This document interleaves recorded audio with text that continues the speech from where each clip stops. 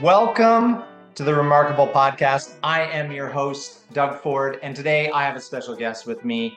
I have Candace Ortiz, and she is a realtor from South Florida. So, Candace, why don't you take a minute, tell us a little bit about yourself? Hi everyone. I'm Candace Ortiz. I'm with Serhant, the largest followed real estate brand in the world on social media. We actually just joined them, my business partner who can't be here today, Veronica, and myself, just a couple of months ago. So far, we're really happy. Got to fly up to New York, meet Ryan Serhant, which was really cool.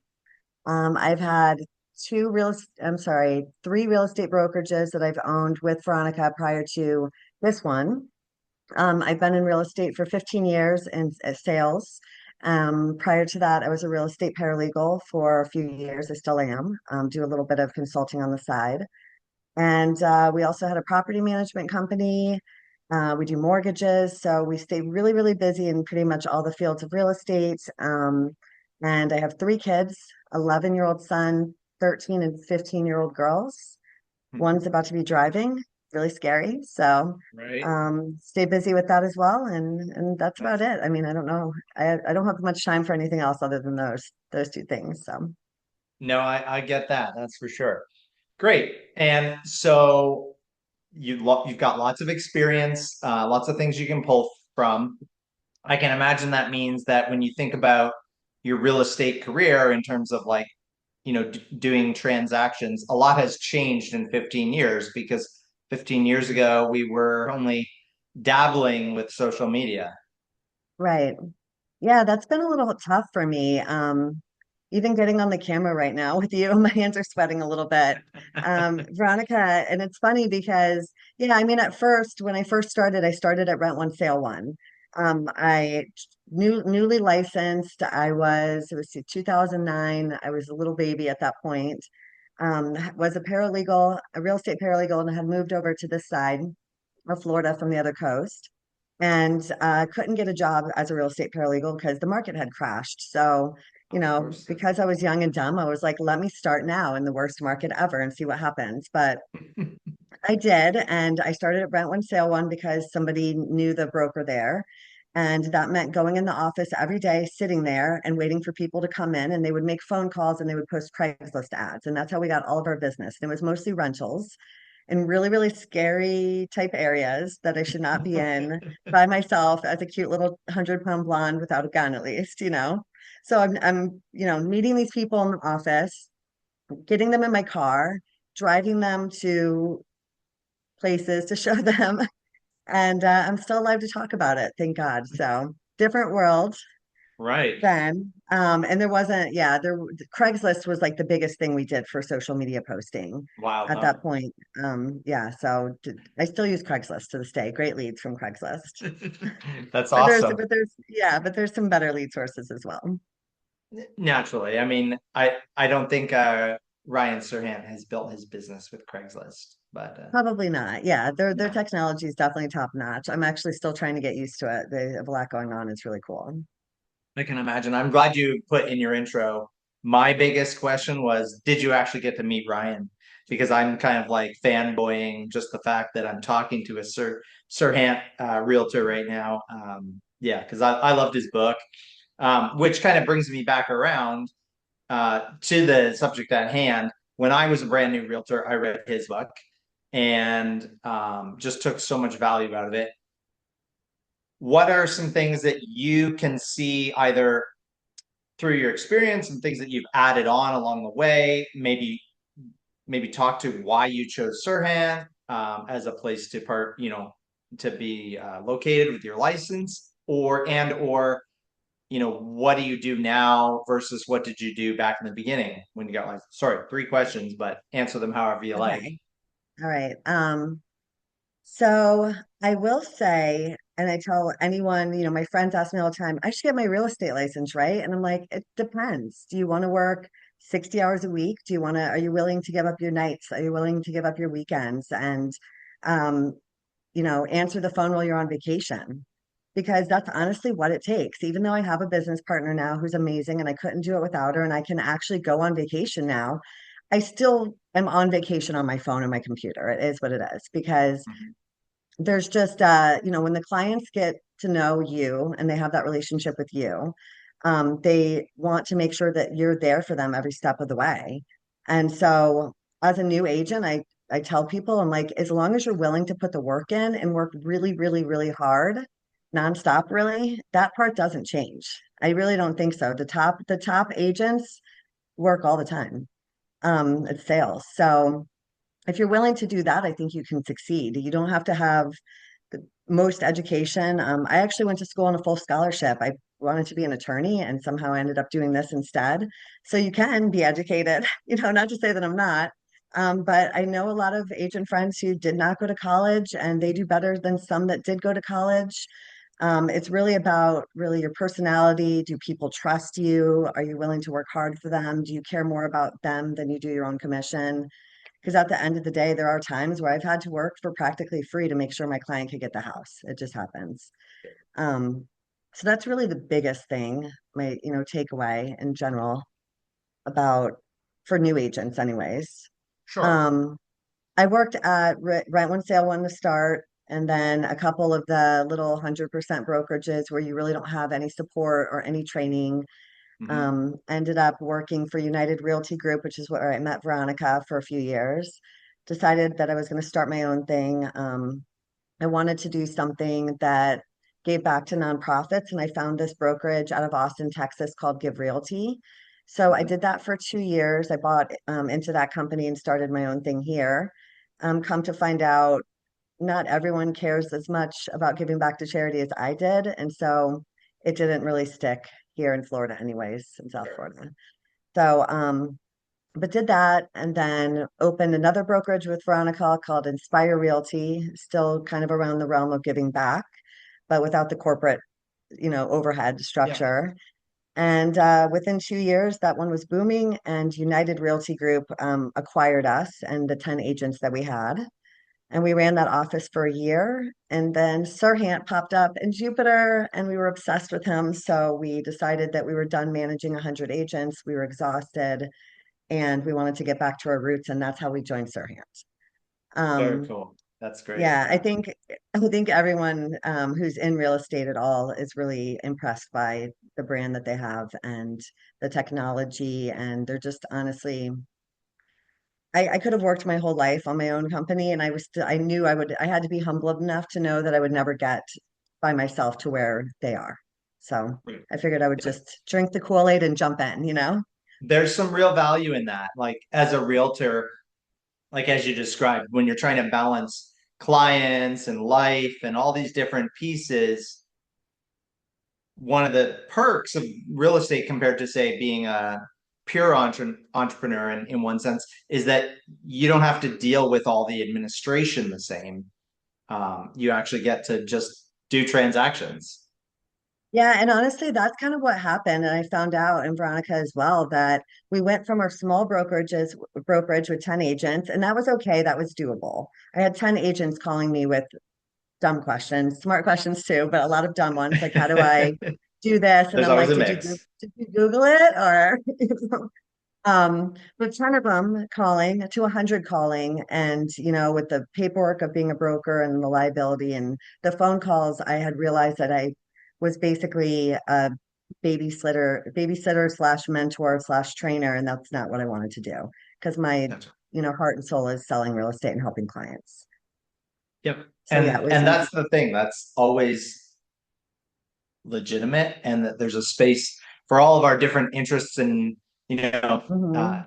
Yeah, skill sets within this business for sure. yeah, So absolutely. my audience is coming from all over. Can you talk a little bit about South Florida? Because I think a lot of people, I'm Canadian originally. I do spend a lot of time in Florida myself, but Hmm. a lot of people from Canada they get this like, whoa, Florida, what's it like in terms of what is your day to day? How do you show houses in 95-degree temperatures? And And stilettos and a tank top, not Mhm. not as a coat or a suit, that's for sure. So um Florida is amazing, but I've lived here my entire life. I have traveled quite a bit, but I've only seen snow once for like a minute when I was 12, and I remember not liking it and thinking it was really cold and how does anyone deal with this? So Yeah. I love Florida, but I've been here my whole life. So it's honestly a mix of a melting pot of different people. I happen to love people in general. So, no matter where anybody's from, I know people kind of poke fun at the New Yorkers coming down, and I'm like, I love my New York friends. They're so loud, they're so fun and full of energy. So I'm welcome of anyone who wants to come down and hang out with me in Florida here. But I'm used to the weather. It's really hot in the summer. I get myself all ready in the morning and then I go show property and I get in the car and look in the mirror and it looks like I just took like a shower because you're just so like wet from the humidity and the sweat. So you have to Yeah, just kind totally. of be used to that. And then sometimes I really did just take a shower because in the middle of the summer it's just pouring. Right. But where I live in Palm City, Stewart, Martin County area, which is just 30 minutes north of West Palm Beach area and 2 hours north of Miami for anyone who's not super familiar. And we call it the sailfish capital of the world. We have this beautiful little downtown area in Stewart that's these really cute little restaurants and boutique shops right on the water, the most beautiful views, tons of outdoor dining restaurants that are on the water. Everybody goes on boats to the sandbar every weekend and hangs out, except for me because I'm working. But Right. Showing houses. every once in a while, every once in a while I'll get away. Um, and it's really just a big community of a lot of South Florida is a big community of people who just love the water, surfing, water sports, beach days, boat days, diving, anything you can think of. And then we Yeah. have great nightlife too. We have West Palm Beach is a nice big city near us. Fort Lauderdale, Delray is really cute. And then Miami, of course, 2 hours Of away. course. If you go Right. to Miami, you have to stay for a few days though, because you won't make it back in a day, and then when you do, you'll probably have a headache for the next couple of days. Right. But Yeah. yeah, lots to do, that's for sure. Yeah, that's amazing. Um, so when you think about your real estate career, what are some really valuable influences that you've interacted with, whether that's books or maybe you've had a mentor or seminars or whatever? What's something that, especially if it's possible for us to resource it, like if we can find, a book or a talk or something you come across that's really been helpful. Well, I will say, I also read Ryan's books. I read both of them.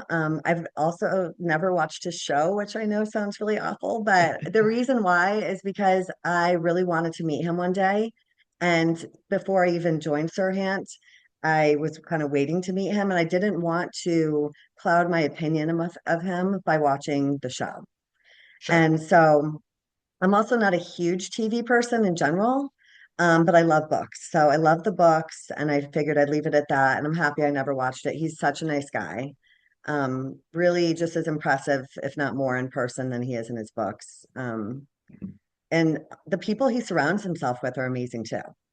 Our whole company, everyone has so much energy, so happy. But getting back to the original question, I was never huge into doing like the mentor thing. I never had really great brokers. Sorry if anyone is listening to me right now that were like big into training or anything like that. It was all like kind of smaller companies where they threw you to the wolves. I did read some real estate books. I don't know that any of them were any that maybe Real Estate Mastermind would probably be one. But other than that, I think just getting out there and learning from other agents and being humble enough to ask other agents that are doing much better than you questions and Right. being like, "Hey, I'm a brand new agent. I don't know how to do this. Can you help me?" Is really how I've gotten to the point where I'm at now, which I feel like now they're coming to me asking me the questions, which is cool. Right. I bet some people will wonder this, and so I'm just going to go ahead and ask the question in case they do. Over the course of 15 years, um, can you paint a little picture of like what the trajectory of your income has been? And not that I'm trying to get too detailed about Sure. income, but my assumption is that over 15 years, you've probably had an up and then you know, Yeah, there has been. So year one, I started in August, I believe, or September. And when I filed my taxes in December, I had negative $25,000 in income that year. I had a $25,000 loss. I remember Right. that because my husband at the time was like, "Are you sure you want to do this?" And I'm like, "Yes," because if I fail at something, it makes me want to do it even more, to be honest.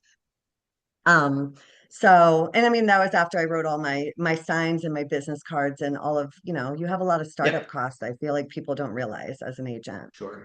So, I also remember crying my eyes out within the first like 3 months of real estate because I had 5 deals that I all thought were going to close and they all died on the same day. And they were Right. rentals, but for me at the It time, there was happens. still something. I just worked so hard.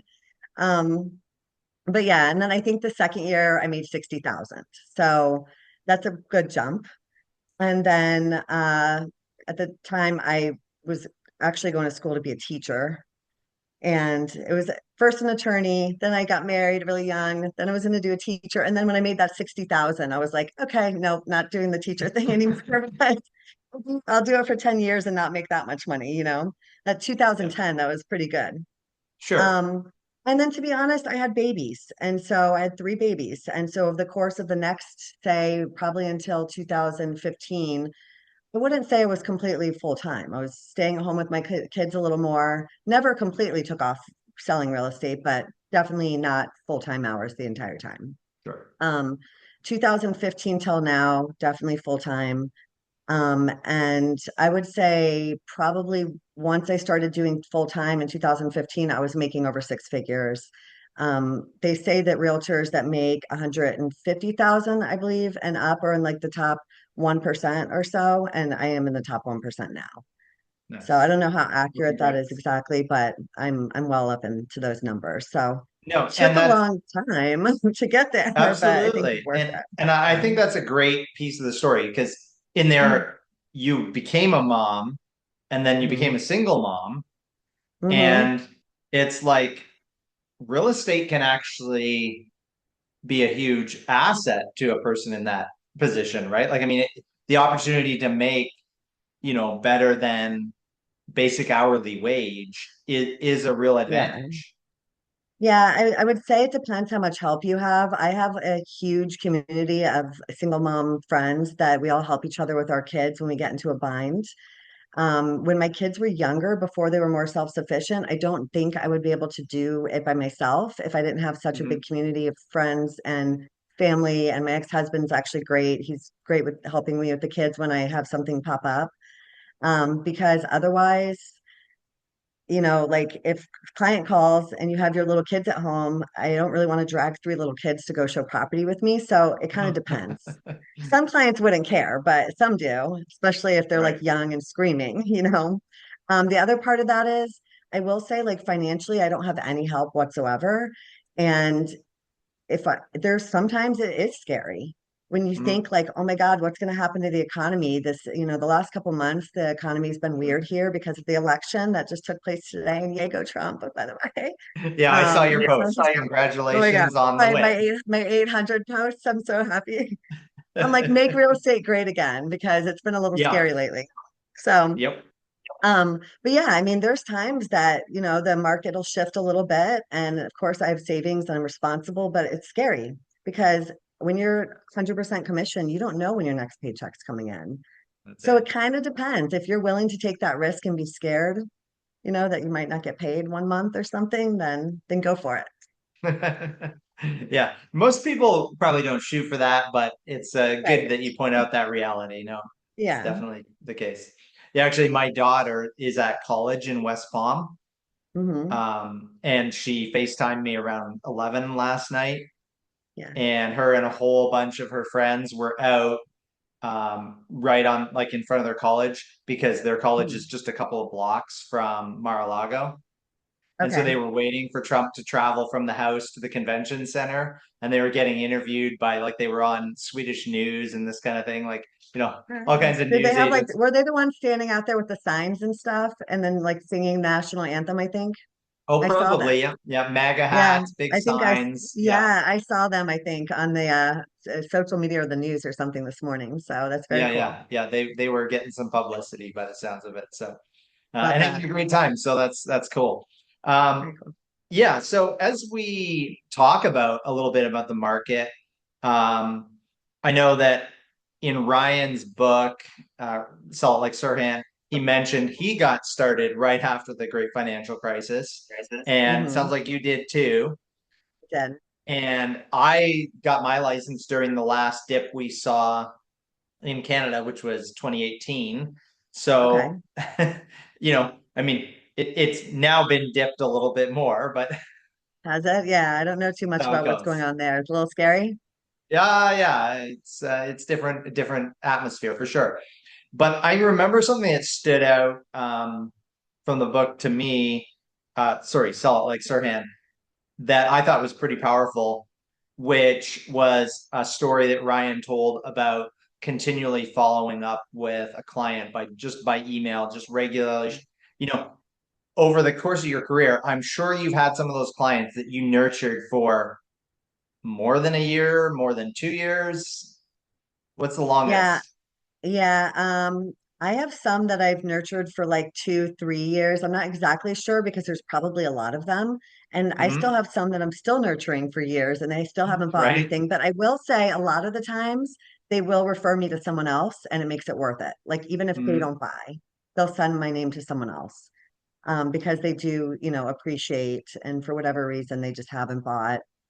Some of them are just scared, like they Sure. want to so bad, they just never do. Some are liars, but they say buyers are Yeah. liars. Like I Yeah. have all this money I want to spend. Some just want to like date me and they just don't know how else to hang out with me. I swear I've had that happen a couple of times. I try not to waste my time though with that. So I do try to ask for that pre-approval letter now before I take people on and Right. waste too much time. I learned Show that me the early on. money. Yeah, Yeah, for exactly. sure. So yeah, there's been a lot. I will tell you, Veronica and I don't do a ton of marketing compared to other people. We've both been in the business for 15 years. We're so good with our like our follow-up and our staying in touch with clients and really honestly becoming like friends with every client that we work with practically, Mhm. that 90% of our business is past clients and referrals. So we've been really, really lucky with that. Yeah, Which I will don't one think day that's just luck yeah, either. That's making an effort, right? Because it's very right. easy that when you've had a transaction, you just sort of let somebody go into the history of life Yeah. versus always making an effort to be in touch. I think it really boils down to like truly caring about people. And if Sure. you truly get to know your clients during the course of the transaction, it becomes easy, especially with social media these days. You put them on your social media and you share, and then you get to see pictures of their family, and you just kind of continue to build that relationship. So that part's nice. I mean, there are a couple clients that I'm like, nope, bye. That was so nice working with you. I never want to talk to you ever again. But that not Sure. too many. So We've all got a few of those. yeah. Yeah. No, but that's great point. Like even because I think a lot of realtors feel a pretty significant pressure to be producing content and making videos and like I know in our office recently we did the jumping into the pool trend where all the realtors in the office lined up and jumped in the pool. Unfortunately, I wasn't there for that one, but Oh, you were sick that day. I chose Veronica and I did Florida that over one too, Canada for that meeting. right? But yeah, and I think a lot of people feel pressure about creating content. And what you Mhm. just said is a really great point. Like sometimes just being a human on social media is a legitimate way to interact with clients and develop business and basically produce content. Would you agree? Yeah, no, I think it is good. I am not great at producing content. My business partner, Veronica, is amazing at it, and she's the one that really like pushes us, and does all of the content and the marketing and everything on social media for us. If it weren't for her, I probably wouldn't be doing it as much. So, I never got that comfortable in front of the camera. She's much better. We actually were on a real estate, like, I guess, reality type show called The Hmm. American Dream. We filmed 5 episodes. It was on the CW. I had watched, I think, the first three, and then I was like, I can't watch myself on TV anymore. I feel like everyone feels like that, though. They do Sure. tell you whenever you take the classes just to do it, even if you feel like you look stupid, something is better than nothing. But I do think that even if you don't make something, even if you don't want to put your face on there because you're uncomfortable, just putting anything on there, put a news article, put something genuine about yourself, about your kids. People like learning about you as a human being. If they only Mhm. see you posting, oh, I sold a house, I sold another house, I'm making so much money, like they actually don't like that, you Sure. know? They need to know who you are as a person so that they can want to work with you. Yeah, that's great. And it's funny, I was going to ask you actually what it's like working with a partner. So you and Veronica were not always working together, but um, like what made you decide to partner? Do you recommend it? Obviously you can't let other people partner with Veronica. You've got her now. So Right. Well, okay. So what I was going to say is everybody so we met in at United Realty Group before we became partners of that office, in like 2000, I want to say 12 or 13. And when we were working there together, we weren't partners, we were just friends, but we became really good friends. And when I opened Give Realty, I opened it by myself, right as I was going through divorce. And I took on way too much. And because we became such good friends, I was like, do you want to be my partner in this business? Because I can't do it by myself. And she said yes. And then from that point forward, we realized that we work really well together. She calls me Snow White because I'm like sometimes too nice and like not, I'll kind of let the clients walk all over me a little bit. Oh, you want to see your 400th house? Okay, sure. The yeah. 399 wasn't the one yet. And she's like, no, we've seen five. Like, come on, let's figure out what you really want here. So she's a little more direct. I'm a little more patient, and sometimes people need direct, and sometimes people need patience. Um, she's Sicilian, and so she says exactly what she means, and everybody still loves her, But we just have very different personalities, very different skills, and we work together perfectly. We read each other's minds, honestly. And the other thing is, we're both equally hard workers. There's no Mhm. point in time where either of us thinks like, oh, I'm doing more, or she's doing more. We're both killing it all the time.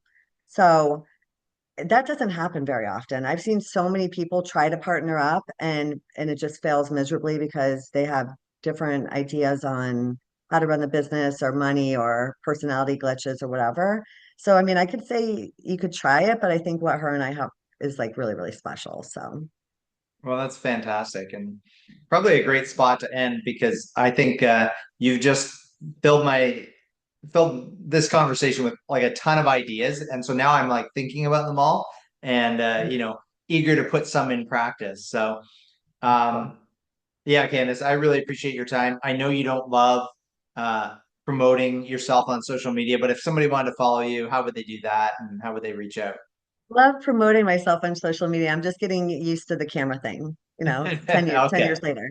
But so yeah, Candace and Veronica, Candace and Veronica is all of our handles. So we have TikTok, YouTube, Facebook, LinkedIn, Instagram. So all at Love it. Candace and Veronica. That's great. And what areas do you serve? Because you said yourself, Florida, Yeah, anybody so that might want to send a referral your way, are you open to that? absolutely. We love working with referrals and other agents.